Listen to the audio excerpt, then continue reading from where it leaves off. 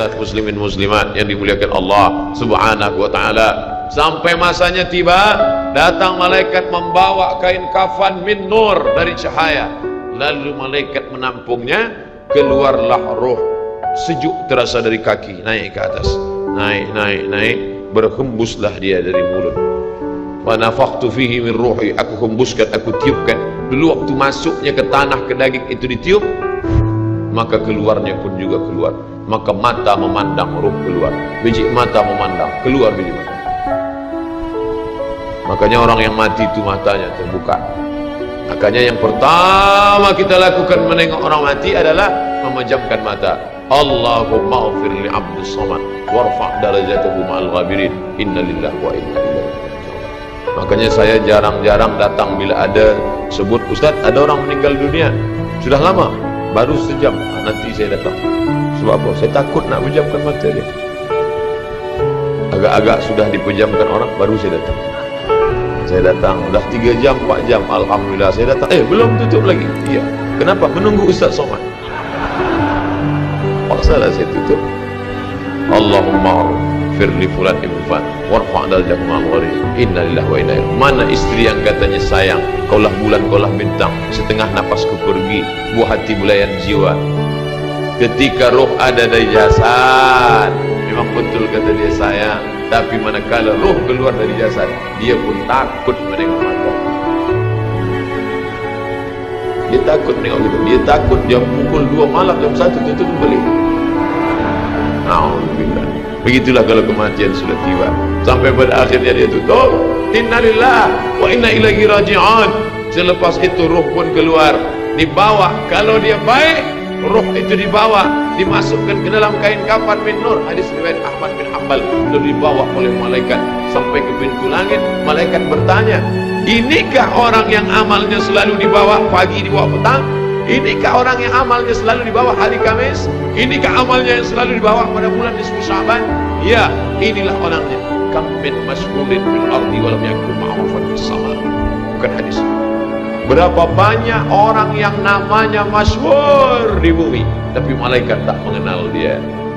Tapi berapa banyak orang yang tak masyhur di bumi, tapi malaikat mengenal dia. Mengapa? Karena amalnya pagi dan petang dibawa oleh malaikat. Orang ini mana? Belum datang. Orang ini mana? Belum datang. Orang ini mana? Belum datang. Disambut dia, disambut kedatangannya. Masya Allah, tabarakallah. Mudah-mudahan kita termasuk orang yang disambut oleh malaikat karena amal soleh kita. Maka bila saya datang di suatu majlis, malam tadi datang di Shah Alam, orang menyambut ramai. Malam ini datang ke Masjid Muaz bin Jabal, ramai.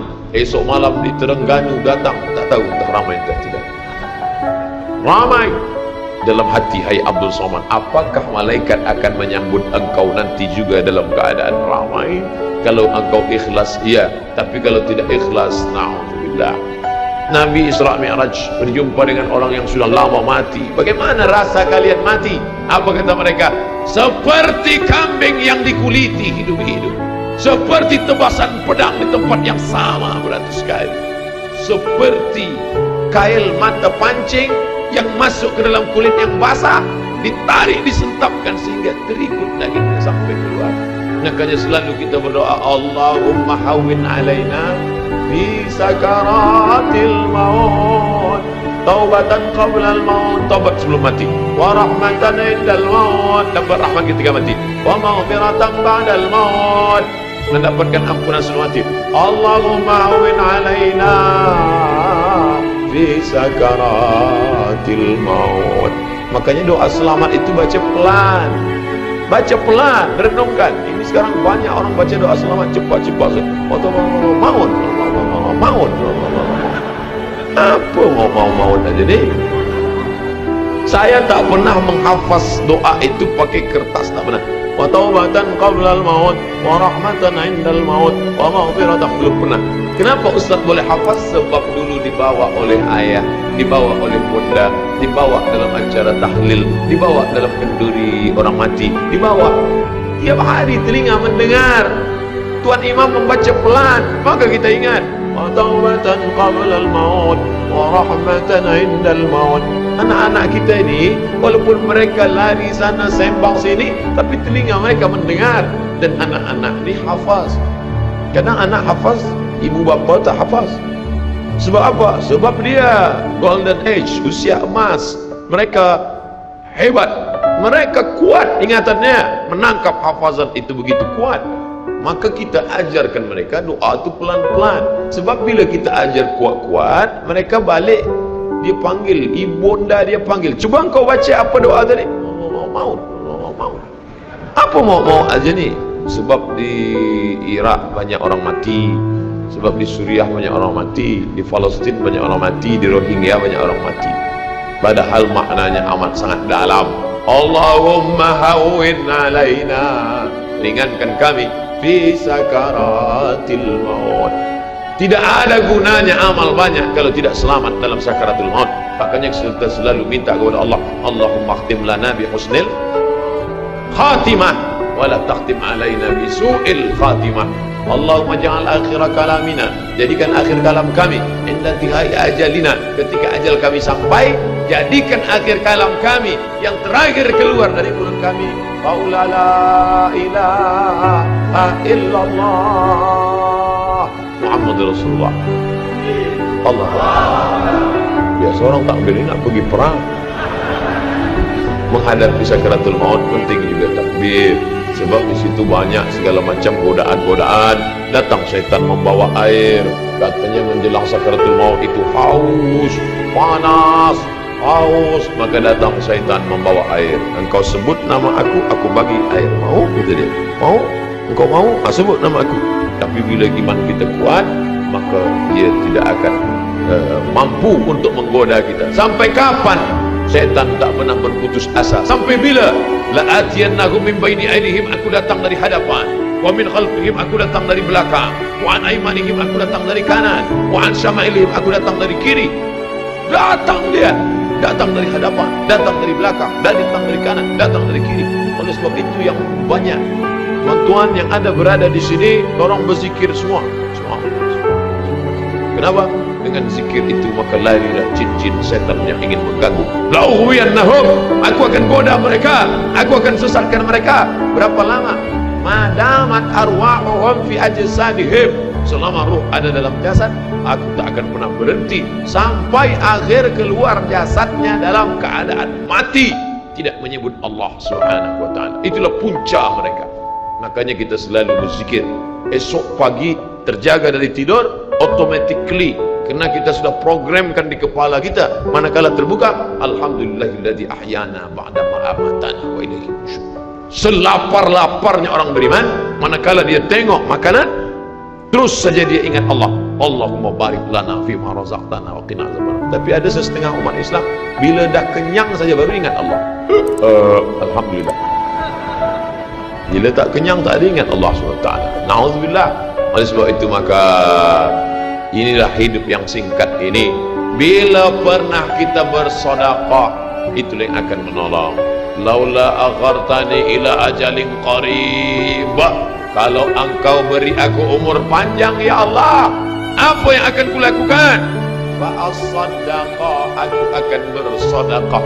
Wa akum minas salihin, aku ingin beramal saleh. Malam ini tajuknya Masya Allah, ini tazkirah terakhir, ini tazkirah akhir, last, dan tajuknya pun akhir pula. Mudah-mudahan ini tazkirah terakhir, tapi bukan terakhir bagi saya. Andai mati, tidak masalah. Allahumma ja'al hayata ziyadatan li fi kulli khair. Kalau engkau takdirkan aku besok masih hidup ya Allah, jadikan hidupku itu ziyadatan li, sebagai amal tambahan. Kalau mati malam ini, Allahumma ja'alil mauta rahatan lana min kulli syarr. Kalau aku mati, maka kematian ini berhenti berbuat dosa. Orang beriman tak pernah sedih kalau dia mati, berhenti buat dosa. Kalau bertambah pahala. Andai Abdul Somad esok pagi masih hidup, bertambah pahala, dia akan tazkirah, dia akan bagi pelajaran. Andai Abdul Somad mati malam ini, alhamdulillah, berhenti melihat dosa. Dosa apa? Masuk airport, dosa. Masuk ke plane, pesawat terbang, dosa. Dosa apa? Dosa mata. Takkan tak kita tengok? Mata terbuka, takkan kita tutup? Maka orang beriman sentiasa menjaga dirinya, tak pernah dia berkeluh kesah, tak pernah dia mencaci maki. Kenapa aku matikan aku ya Allah, kenapa umurku pendek ya Allah. Ridha kepada Allah. Itu yang selalu kita katakan, raditu billah rabba wa bil islami dina wa bi muhammadin nabiyan wa rasula. Aku ridha. Ada yang lebih hebat daripada haji mabrur, ada yang lebih hebat daripada jihad fisabilillah, ada yang lebih hebat daripada zikir dan baca Quran. Apa dia? Ridha bi qada'illah, ridha menerima keputusan Allah. Makanya banyak lelaki yang ridha manakala meninggal istrinya, datang orang, apa tuan tak menangis? Aku ridha menerima ini. Memang dah lama aku tunggu-tunggu. Oh, ini bukan ridha, ini memang penyakit. Oleh sebab itu maka makna ridha adalah tak berkeluh kesah. Setelah orang masuk ke dalam surga, mendapatkan kenikmatan surga, Allah bertanya, "Madza turidun?" Hai penghuni surga, apa lagi yang kalian inginkan? Apa kata penghuni surga? Ridha. Tapi kau sudah masuk surga, ada yang belum kami dapat. Apa dia? Ridhamu. Yang mendapatkan ridha Allah hanya orang yang ridha menerima keputusan Allah Subhanahu wa taala. Man lam yarda bi qada', sesiapa sahaja yang tak ridha menerima takdir, walam yasbir bi bala'i, yang tak sabar menerima ujian, wal yatlub rabban siwaya, carilah Tuhan selain aku. Hadis ini dhaif. Tapi untuk targhib wa tarhib, untuk berikan semangat beramal, untuk qada'il amal boleh dipakai, kerana ia bukan masalah akidah, bukan masalah halal haram. Jangan permasalahkan masalah. Bila kita sudah beramal, sudah baik, tak usah berkelahi masalah khilafiyah, masalah kecil-kecil, masalah sepele, masalah remeh-temeh, kerana ini hanya akan merosakkan hati kita sahaja. Berapa banyak hati rosak disebabkan masalah-masalah. Assalamualaikum warahmatullahi, Assalamualaikum warahmatullahi. Apa salam-salam ni? Padahal hati sedang lembut. Selama ini dia berzina, selama ini dia minum khamar, selama ini dia mabuk, tak ada pernah orang marahkan dia. Tiba-tiba dia dah taubat, dia masuk masjid, Assalamualaikum warahmatullahi, Assalamualaikum warahmatullahi. Dia nak salaman, apa salam-salam? Tak boleh salam selepas sembahyang. Ini bid'ah, wa kullu bid'atin dhalalah, wa kullu dhalalatin finnar. Kata dia dalam hati, aku mabuk 20 tahun, tak ada orang bagi tahu mabuk tu haram. Ini aku dah taubat, salam kau kata ramah. Ha, kata dia. Tinju. Bila sebelum sembahyang tadi belum ada bersalaman, selepas sembahyang baru bersalaman, hukumnya sunnah, mustahab, dianjurkan, disukai, kata Imam Nawawi. Belum sembahyang tadi tak ada salam, sebab dia lambat. Allahu Akbar. Lepas sembahyang dia salam, mustahab, dianjurkan, baik, tak salah. Bila sebelum sembahyang tadi sudah bersalaman, salam haji, salam datuk, salam tuan, masuk ke masjid, selepas sembahyang dia salam balik, mubah, tak jadi masalah. Yang tak boleh dalam sembahyang bersalaman, itu tak boleh. Datuk sehat, itu tak boleh. Oleh sebab itu mari kita jaga hati kita yang dah baik, yang dah elok ni, jangan dirosakkan hanya kerana masalah-masalah kecil, masalah-masalah khilafiyah. Melunakkan hati. Kayu patah boleh disambung, kaca retak boleh direkat, tapi hati rosak, mana obat akan dicari. Oleh sebab itu memperbaiki dengan akhlak. Al-adab fawqal ilmi, adab lebih tinggi daripada ilmu. Tak ada guna banyak ilmu, banyak kaji banyak, tapi menyakitkan hati orang. Ada yang lebih hebat daripada ilmu, apa dia? Adab.